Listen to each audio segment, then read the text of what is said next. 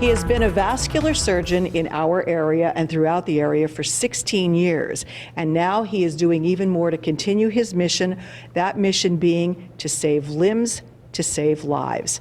Today, I'm very pleased to be joined by Dr. John Guerrero, vascular surgeon. Dr. Guerrero, thank you so much for being here with us. It's a pleasure. Thank you so much for having me here today. I appreciate it.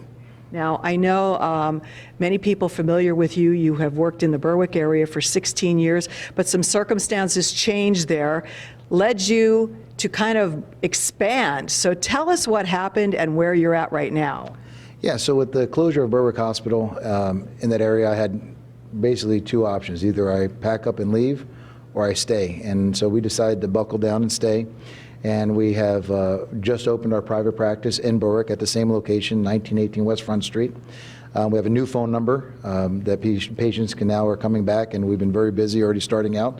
And we look forward to even growing now. We're going to have a second office that's going to be opening up in Wilkes-Barre. That's going to be on North River Street. That office will open April 1st, so we can continue to provide care. I do have a partner that's also coming on board with me, Dr. Louis Nadal. He has also more experience than I do. He has over 20 years experience doing vascular procedures. We look forward to him joining us as soon as possible.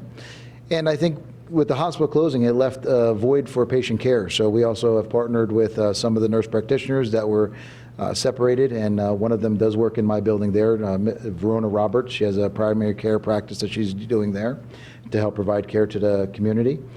And that's what we want to do. We want to continue to provide a high level of care and taking care of people that are in need in that area that have been kind of left in the lurch, per se, by the quick closure of the hospital. So were some patients concerned that they couldn't get in touch with you, continue being under your care? You want to get the word out now so they know how to find you. Absolutely, and that's the thing I said.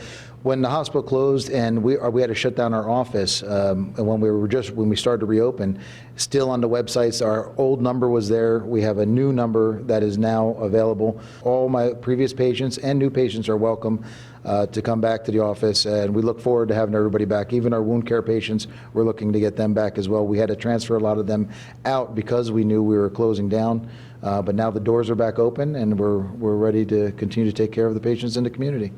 For people watching this, maybe they're not familiar, they never had to deal with a vascular surgeon. Tell us about the procedures involved, the things that you do and you treat. For starters, one of the things that's pretty prevalent in this area is venous disease. You know, a lot of people have swelling in their limbs, they feel heaviness, tiredness, achiness, cramping in their legs. And some people just think, oh, it's just part of life. In reality, a lot of times they may have something called venous insufficiency, some valvular issues in the veins, which are easily checked with just an ultrasound on the lower extremities, and then easily treated. The way we treat those is minimally invasive, no incisions, no cutting, no stitches, no anesthesia. It's all done through an IV site, and it takes about 15 minutes. So these are readily available. These are new cutting-edge techniques that are being done. We've been doing them, actually, believe it or not, for about 4 years now. So we always try to stay ahead of the curve and give people the high-quality care. Other things that we treat is peripheral artery disease. You've heard of PAD. I know they have the big things with that. So a lot of these patients are diabetics, long-time smokers even. We want to make sure that we preserve their limbs at all costs. As you said when we opened, you know, I truly believe that saving limbs is saving lives, and we want to do that. So we monitor these patients if they have a blockage or a stenosis or they have a non-healing wound. We go in endovascularly, meaning minimally invasively, and we try to reopen those. We also can do open procedures if needed, but mainly we find that we can do pretty much 80 to 90% of treatments can be done endovascularly, meaning with minimal invasion for the patient. So they tend to do very well with that, and they're usually home the same day without any issues. We also monitor and like to follow and treat aortic aneurysms.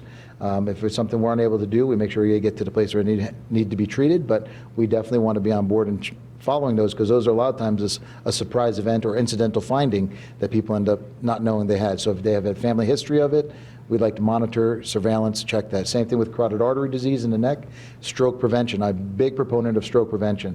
So we get a carotid ultrasound, we see if there's any signs of stenosis or plaque. If there is, we set people up for a monitoring program moving forward. we hope we're getting the word out for you. You told us about some of the locations, but you're also in Schuylkill County, too. That is correct. So I have a partnership with Lehigh Valley Hospital. They've been very gracious, and so down in Schuylkill, we have the address down there is 205 East Laurel Boulevard. We'll be partnering with them. I'll be with them 5 days out of every month, helping them with with care of patients in that area as well.